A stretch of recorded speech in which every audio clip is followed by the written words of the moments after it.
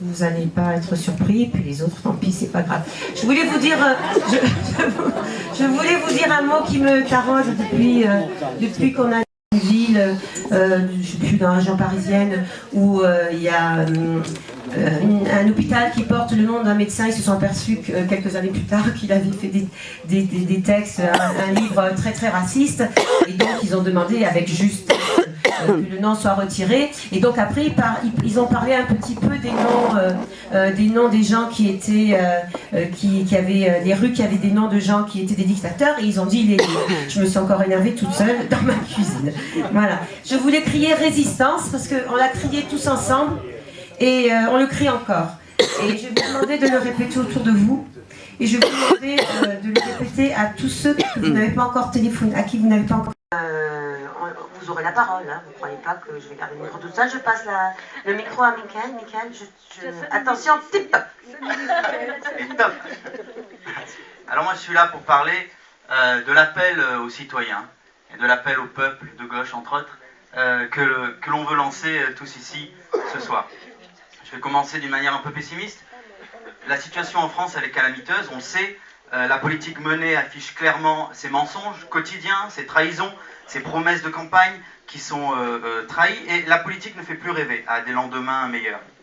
Elle concentre au contraire toutes les frustrations, tous les désenchantements du peuple. La confiance, elle est perdue, c'est comme ça. Mais il n'est jamais trop tard pour se remettre à inventer et à proposer, déjà à l'échelle du département, pour que le peuple retrouve ses droits et reprenne le pouvoir face à la finance et à l'austérité programmée. Parce que l'austérité qui est sur nos affiches, c'est l'affaiblissement des services publics et l'affaiblissement du partage des richesses. C'est la machine à créer des inégalités.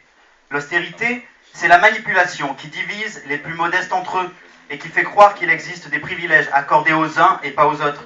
L'austérité, elle monte les citoyens les uns contre les autres sous de faux prétextes.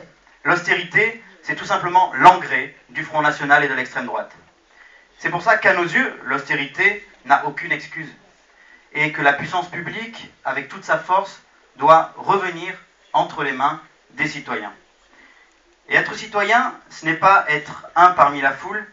Être citoyen, c'est avoir conscience de son pouvoir. C'est ça le sens. Être citoyen, c'est prendre ses responsabilités.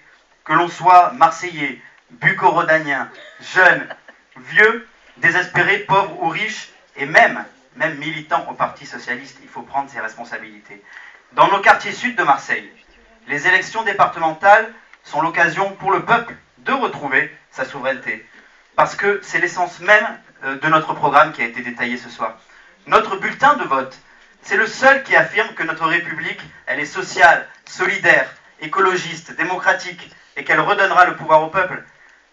On n'est pas des professionnels de la politique, Florian l'a dit. On est des citoyens engagés, des Marseillais qui travaillent et qui vivent dans nos quartiers.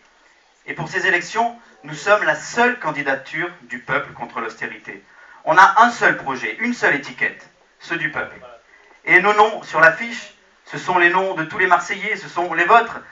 Parce que comme tous les Marseillais, on croit au service public. On croit en l'égalité que l'on défend. On défend la laïcité. Et nous restons persuadés que la finance n'est pas notre amie. Nous avons cet idéal en commun d'une ville et d'un département à l'écoute des attentes du peuple. Nous voulons que le peuple redevienne citoyen. Nous voulons que les élus aient le courage de proposer régulièrement des référendums et surtout d'en respecter les résultats. Si nous sommes élus, nous ne reviendrons pas sur les décisions des habitants des Bouches-du-Rhône et des Marseillais. Aujourd'hui, il arrive qu'on demande leur avis aux citoyens. Et puis on passe en force, peu importe le résultat. Ce n'est pas notre conception des choses. Au conseil départemental, nous proposerons une instance de contrôle des dépenses publiques, dans laquelle nous consulterons les citoyens. Nous proposerons la création d'un observatoire des inégalités, par exemple, avec les citoyens.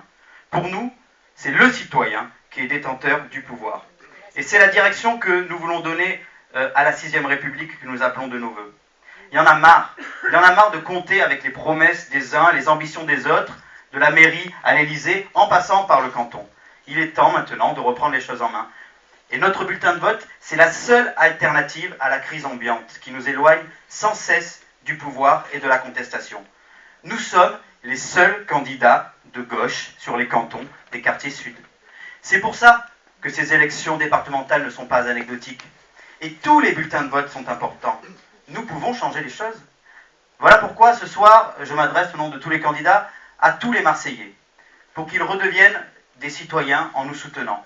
Voter pour nous, c'est voter pour vous, c'est voter pour eux. L'abstention, c'est pas une solution aujourd'hui. L'abstention de gauche non plus. Ne pas choisir, c'est faire croire que les idées du Front National sont majoritaires. Et je m'adresse ce soir aux adhérents, aux militants, aux sympathisants, aux électeurs du Parti Socialiste, qui aujourd'hui n'a de socialiste plus que le nom. Et j'ai envie de leur dire, sans provocation et au risque de vous faire bondir, les socialistes, c'est nous. Les communistes, c'est nous. Les écologistes, c'est nous. Nous, on ne croit pas aux vertus du capitalisme vert. Les partageux, c'est nous. Dans les quartiers sud de Marseille. Le peuple, c'est nous. La gauche, c'est nous. Alors nous appelons tous les habitants des quartiers sud à se rassembler autour des candidatures du Front de gauche. Et pour rendre le département au peuple, il n'y a qu'un seul mot d'ordre. Aux urnes, citoyens. Le Conseil général a matière en fait en termes de solidarité pour aider les plus fragiles à vivre plus dignement. Pourtant aujourd'hui le constat que l'on fait, le contexte dans lequel on est, c'est finalement celui d'une double urgence puisque on voit que ces plus démunis ne sont pas aidés comme ils devraient l'être. Et on fait le constat effectivement qu'il y a deux catégories de la population qui sont plus fragilisées que les autres. Et il s'agit des jeunes et des femmes. Alors effectivement, on s'aperçoit que le chômage explose, alors que finalement les dispositifs qui sont mis en place en faveur de la jeunesse restent d'un point de vue économique vraiment insuffisant. Et surtout, ils sont précaires. Quand on pense, ce qui a été mis en place par l'État, à savoir les emplois d'avenir, les services civiques, etc. Ce sont des dispositifs qui font vivre ces jeunes en dessous du seuil de pauvreté. Et alors après, quand on est une femme, c'est encore plus flagrant parce que les femmes finalement sont toujours celles qui sont en première ligne face à l'austérité et face à la précarité. Donc comme je vous le disais, parallèlement, vous avez 1 million de femmes qui travaillent à temps partiel, mais à temps partiel subi, alors qu'elles souhaiteraient pouvoir avoir un vrai contrat pour subvenir à leurs besoins de manière digne. Et du coup, ça les place dans une situation qui est complètement invivable, d'autant qu'elles sont en plus, en général, payées 30% de moins que les hommes. Les jeunes... Et... Oh, je vais y arriver. Tu gagnes du temps là. Ça va être décompté sur ton temps de parole. Mais bon. Alors, tu en es là. C'est ça. Je termine. C'est la tourneuse de Oui, je te donne là. Donc, comme je vous le disais, Je te donne une autre. On va faire comme ça. les jeunes et les femmes donc sont les premiers, en première ligne finalement face à la diminution des aides, et il y a la politique d'austérité qui est subie finalement de plein fouet par l'une des instances finalement les plus être autonome et d'avoir un véritable accompagnement vers l'entrée finalement dans l'âge adulte et dans le vrai. Les jeunes, ils restent de plus en plus tard au foyer familial, et pourtant c'est problématique parce que ils sont finalement dans une période où ils ont envie d'avoir la possibilité de prendre leur envol, mais ce n'est pas possible parce que les loyers sont très chers, les étudiants ne peuvent pas avoir accès à des résidences étudiantes qui restent encore trop onéreuses, et donc il faut savoir que les jeunes ont besoin d'avoir les moyens de s'émanciper à la fois donc les étudiants et les jeunes travailleurs. Des militants dans nos partis, dans le Front de gauche, et c'est tout naturellement qu'ensuite on devient candidat. Donc on n'échappe pas au niveau local à un petit peu l'ambiance qu'on retrouve au niveau national. C'est-à-dire que les élections départementales, on va pas se mentir, elles passionnent pas énormément. En même temps, avec une discussion sur la réforme territoriale, où on ne sait pas trop exactement où elle veut en venir, des élections dont ne parle jamais aucun débat politique de fond, si vraiment les médias et le gouvernement voulaient que les gens ne votent pas, ils s'y prendraient pas mieux. Donc, localement, chez nous, on le retrouve ça aussi sur nos cantons.